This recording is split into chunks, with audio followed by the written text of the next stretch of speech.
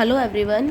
हम लोग हमारा chapter 2 budgeting and budgetary control कर रहे थे, जिसकी थ्योरी मैंने आपको पार्ट 1 और पार्ट 2 के अंदर बता दी है। अगर वो ना देखा हो तो पहले जाके पार्ट 1 और पार्ट 2 देख के आओ। फिर हम यहाँ पे पार्ट 3 के अंदर नेक्स्ट कंटिन्यू करेंगे फर्दर। मैंने आपको बताया था कि टाइप्स ऑफ बजट्स आपके वैसे तो बहुत सारे तरह के हैं, हमने यहाँ देखे थे, बट उसमें से हमें सारे टाइप्स ऑफ बजट्स नहीं करने हैं। हमें सिर्फ 2 टाइप्स ऐसे हैं जिनके हमें क्वेश्चंस करने हैं और वही मोस्ट इम्पॉर्टेंट होते हैं। सबसे पहला अब हम करेंगे कैश बजट और दूसरा था हमारा फ्लेक्सिबल बजट। इस पार्ट के अंदर हम हमारा कैश बजट कवर करेंगे। सबसे पहले कैश बजट होता क्या है? इसके अंदर बेसिकली हम क्या करते हैं, हमारे बिज़नेस की जो कैश की पोजीशन होती है बिज़नेस के अंदर, हम उसको डिटरमाइन करते हैं कि हमारा जो बिज़नेस है उसके अंदर कितना ही कैश रिक्वायर्ड है, और हम देखते हैं कि हमारी कैश रिसिप्ट्स कितनी होंगी और कैश पेमेंट्स कितनी होंगी, उसको हम प्लान करते हैं। उसी के साथ साथ हम इसके अंदर क्या करते हैं, जो भी हमारे बिज़नेस के अंदर फाइनेंशियल रिक्वायरमेंट्स होती हैं कि हमें कितना पैसा चाहिए होगा, उसको हम प्लान और कंट्रोल करते हैं कि हमारे बिज़नेस के अंदर हमें कितना पैसा चाहिए होगा। जो भी मतलब कैश से रिलेटेड जो भी चीज़ें, अभी कैश आया, कैश गया, कितना कैश अपने को ऑलरेडी चाहिए बिज़नेस स्टार्ट करने से पहले, कितना at the end of the year बचा रहना चाहिए, वो सब कुछ हम कैश बजट के अंदर डिटरमाइन करते हैं। तो कैश बजट करने के लिए हमें उसका एक परफॉर्मा जो है वो देखना होगा। कैश बजट का परफॉर्मा क्या है, इसके अंदर कुछ ऐसा पर्टिकुलर नहीं है कि आपको ये सारी चीज़ें याद ही रखनी होंगी। बेसिकली क्या होगा, क्वेश्चन के अंदर इस तरह से कुछ भी दे रखा होगा ना, तो जिस सीरीज़ के अंदर वो दे रखा होगा आप वही सीरीज़ एज इट इज़ उठा के यहाँ लिख दोगे। बट फिर भी अगर आप इसको देख लेते हो तो कोई डिफ़िकल्ट वाली बात नहीं है इसके अंदर, बिल्कुल सिंपल है। सबसे पहले आपको लेना है अपना ओपनिंग बैलेंस। ओपनिंग बैलेंस आपको हमेशा सिर्फ और सिर्फ एक ही ईयर का दे रखा होगा। तो इसके अंदर आप क्या करोगे, सबसे पहले जितने आपको मंथ्स दे रखे होंगे उतने मंथ्स के आप कॉलम बना लोगे। फॉर एग्जाम्पल अगर हमें 6 मंथ्स दे रखे हैं, मैक्सिमम आपको क्वेश्चन के अंदर 6 to 7 मंथ्स ही होंगे, इससे ज़्यादा नहीं होंगे, इससे कम ही होंगे। हम एग्जाम्पल ले लेते हैं कि हमें 6 मंथ्स का या 7 मंथ्स का दे रखा है। मैंने यहाँ 6 मंथ्स का कैश बजट लिख रखा है फॉर एन एग्जाम्पल, जैसे कि जनवरी, फरवरी, मार्च, अप्रैल, मई एंड जून। अभी इतने अच्छे तरीके से ये फॉर्मेट समझ नहीं आएगा, लेकिन जैसे ही हम इसका एक क्वेश्चन देखेंगे तो बहुत ईजीली आपको ये समझ आ जाएगा। ठीक है, सबसे पहले हम क्या लिखेंगे, यहाँ पे हमारा लिखेंगे ओपनिंग बैलेंस। तो ओपनिंग बैलेंस क्या होगा, आपको हमेशा किसी एक ईयर का, एक मंथ का दे रखा होगा, जिस मंथ से आपका कैश बजट स्टार्ट होने वाला होगा। जैसे कि हमें यहाँ पे फॉर एग्जांपल जनवरी का गिवन है। एग्जाम्पल के तौर पे हम ले लेते हैं, हमें जनवरी का ओपनिंग बैलेंस गिवन है 10 रुपीज़। ओके, उसके बाद आप क्या करोगे, इसके अंदर आपकी जितनी भी रिसिप्ट्स हैं, रिसिप्ट्स आप देख लोगे, आपको ये तो कॉमन अंडरस्टैंडिंग है कि जहाँ जहाँ से पैसा आया है, हो सकता है आपने कैश सेल्स करी हो तो सेल करने पे गुड्स जाएंगी लेकिन पैसा आएगा। फॉर एग्जांपल हमने कैश सेल्स भी करी है 10 की, कुछ भी ले लो, 10 lakhs ले लो, 10,000 ले लो। अपन यहाँ 10 में शॉर्ट इस थोड़ी कम टर्म्स इसलिए लिख रही हूँ सो दैट आपको समझ इजीली आ जाए और बड़ा लंबा ना खींचिए। फिर है रिसीव फ्रॉम डेटर्स, हो सकता है अपने को डेटर से मिले हो 5। फिर है शेयर कॉल, ऐसा हो सकता है कि अपन ने शेयर्स मतलब किसी को अपने कंपनी के बेचे हो, वो होती है शेयर कॉल। मतलब शेयर बेचने पे जो अपने पास पैसा आता है, हो सकता है वो 15 हो। ओके, फिर उसके बाद टैक्स रिफंड, हो सकता है अपन ने किसी तरह का टैक्स पे किया था और उसके ऊपर अपने को रिफंड मिलने वाला था और वो मिल गया। हो सकता है किसी तरह का बैंक लोन हो। ठीक है, तो ये अपने को मिल गया। ओके, ये अपने क्या हो गई, सारी रिसिप्ट्स हो गई। अब सबसे पहले क्या करेंगे, टोटल रिसिप्ट्स अपनी यहाँ लिख लेंगे। तो वो टोटल रिसिप्ट्स अपनी क्या आ जाएंगी, 10 + 20 30, 30 + 30 60 एंड 25 85। ठीक है, उसके बाद आप क्या करोगे, अपनी पेमेंट्स लिखोगे। अब पेमेंट्स कुछ भी हो सकती है, हो सकता है अपन ने क्रेडिटर को पैसे दिए हो, वेजेस दी हो, किसी तरह का एक्सपेंसेस करे हो, चाहे मैन्युफैक्चरिंग एक्सपेंसेस करे हो, एडमिनिस्ट्रेटिव करे हो, सेलिंग एक्सपेंसेस करे हो, सेल के ऊपर अपन ने कोई कमीशन दिया हो, कोई भी अपन ने प्लांट और बिल्डिंग खरीदा है उसके बदले में पेमेंट देनी है, कोई डिविडेंड पे करना है, कोई टैक्स पे करना है, कोई कैपिटल पेमेंट्स करनी है, किसी भी तरह की पेमेंट्स हो सकती है। फॉर एग्जाम्पल अपन ने पेमेंट्स यहाँ पे, सॉरी आप ये भी ऐड कर दोगे अपना ओपनिंग बैलेंस भी, तो यहाँ पे ये 95 आ जाएगा।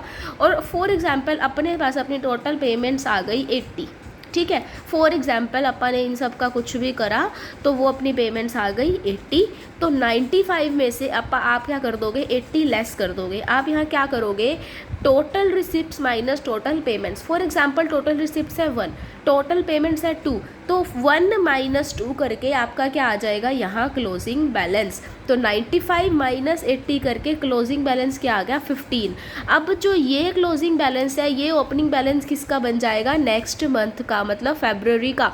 तो जैन का ओपनिंग बैलेंस अपने को क्वेश्चन में ऑलरेडी गिवन था, अपन ने लिख लिया, लेकिन अब यहाँ का क्लोजिंग बैलेंस क्या बन जाएगा, यहाँ का ओपनिंग बैलेंस फरवरी का। उसी सेम वे में आप फिर फरवरी की सारी टर्म्स लिखोगे, ऐड करोगे, उसमें से टोटल पेमेंट लेस करोगे, क्लोजिंग बैलेंस निकाल दोगे, और जो यहाँ का क्लोजिंग बैलेंस निकलेगा वो ओपनिंग बैलेंस बन जाएगा मार्च का। ठीक है, इस तरह से ही सिर्फ कैश बजट का क्वेश्चन होएगा और इसके अंदर कुछ भी नहीं होएगा। आपको सिर्फ यही ध्यान देना होगा कि रिसिप्ट्स कौन सी हैं और पेमेंट्स कौन सी हैं, उनको आपने ऐड और लेस करना है। उसके अलावा इसके अंदर ना एक पॉइंट और आ जाता है, वैसे तो वो हम क्वेश्चन देखेंगे तो हमें ज़्यादा क्लियरली समझ में आएगा, बट स्टिल मैं आपको थोड़ा सा बता देती हूँ। फॉर एग्जाम्पल अपने पास मैन्युफैक्चरिंग एक्सपेंसेस, उन्होंने बोला कि ना हाफ मंथ का लैग है, ठीक है, ऐसे लिखा होगा। तो हाफ मंथ का लैग किस तरह से है, फॉर एग्जांपल मैन्युफैक्चरिंग एक्सपेंसेस आपके पास है 500, तो इसका मतलब क्या है, हाफ मंथ का लैग का मतलब क्या है कि अप्पा ने इसकी हाफ पेमेंट तो करी है एक मंथ के अंदर और बची हुई हाफ अप्पा ने ना नेक्स्ट मंथ के अंदर करी, कि ये 500 रुपये अप्पा ने देने तो थे जैन में, ठीक है, लेकिन अप्पा ने ना इसके अंदर हाफ मंथ का लैग डाल दिया, मतलब अप्पा ने वो आधी पेमेंट ही करी अप्पा ने जैन में, बाकी आधी करी फरवरी में। तो अप्पा जैन और फेब दोनों के अंदर अप्पा मैन्युफैक्चरिंग एक्सपेंसेस का 250 लिखेंगे। और इन केस अपने को मान लो फरवरी की अलग से 200 मैन्युफैक्चरिंग एक्सपेंसेस दे रखे थे, तो फरवरी के मैन्युफैक्चरिंग एक्सपेंसेस कितने बन जाएंगे, 200 + 250, 450 आप लिख दोगे फरवरी के मैन्युफैक्चरिंग एक्सपेंसेस में। ठीक है, ये तो हो गया हाफ हाफ का।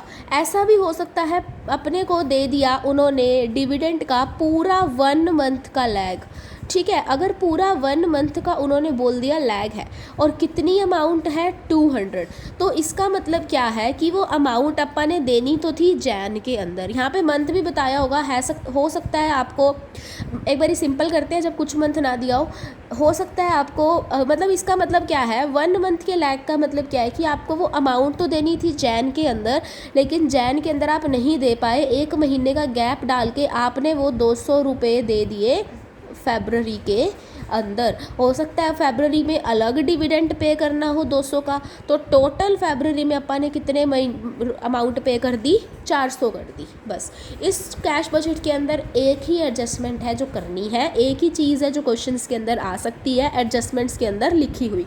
उसी तरह से मान लो अगर 1 मंथ के लैग का मतलब अब देखो क्या है, अगर तो आपको पर्टिकुलर मंथ का दिया हुआ है फिर तो आप क्या करोगे, सिर्फ जैन की थी फरवरी में दे दी, लेकिन ऐसा हो सकता है आपको कोई मंथ ना बताया गया हो, सिर्फ और सिर्फ ये बोल दिया हो कि रिसीव्ड फ्रॉम डेटर्स के अंदर तो हमारे पास 2 मंथ का गैप है, लैग है, उसके अलावा और कुछ भी नहीं बोला हुआ। तो इसका मतलब क्या है कि जो जैन में ये 5 रुपये देने थे, ये अपन ने जैन में भी नहीं दिए, फेब में भी नहीं दिए, कब दे दिए, मार्च में दे दिए, और फिर जो मार्च वाले देने थे वो और फिर जो फेब वाले देने थे वो फेब में भी नहीं दिए, मार्च में भी नहीं दिए, कब दे दिए, अप्रैल में दे दिए, और जो मार्च वाले देने थे वो मार्च में तो नहीं दिए, अप्रैल में भी नहीं दिए, कब दे दिए, मई में दे दिए। मतलब 2 साल के बाद सबका गैप आएगा, 2 महीने के बाद। इसी तरह से अगर मान लो 1 मंथ के अंदर आपको एक पर्टिकुलर मंथ के बारे में कुछ नहीं कहा हुआ, तो इसका मतलब जैन में देने थे वो 200 रुपये दिए, फेब में वो 200, फेब के 100 रुपये थे जो फेब में नहीं दिए मार्च में। बस इतनी सी एडजस्टमेंट देखनी है कि आपको कितने महीने बोले हुए हैं। अगर हाफ बोला हुआ है तो आप अमाउंट को देख लोगे कि आधी अब दे देंगे, आधी अगले महीने दे देंगे, बाकियों में सीधे सीधे मंथ दिए हुए हैं तो बस सीधा उसको करोगे आप। ठीक है, बस इसके अंदर इतना ही है और कुछ नहीं है। इस वीडियो के नेक्स्ट पार्ट के अंदर मैं आपको कैश बजट का एक क्वेश्चन बता दूंगी फॉर एग्जांपल के लिए, ताकि और अच्छे से क्लियर हो जाए और हमारे पास प्रॉपर इन्फॉर्मेशन मिल जाए। तब तक के लिए इतना समझ आ जाए तो अगला पार्ट देखना, वरना इसी को एक बार दोबारा देख लेना, समझ आ जाएगा। ना समझ आए तो भी अगला देख लेना, हो सकता है क्वेश्चन देख के और अच्छे समझ में आ जाए। तब तक के लिए गुड बाय।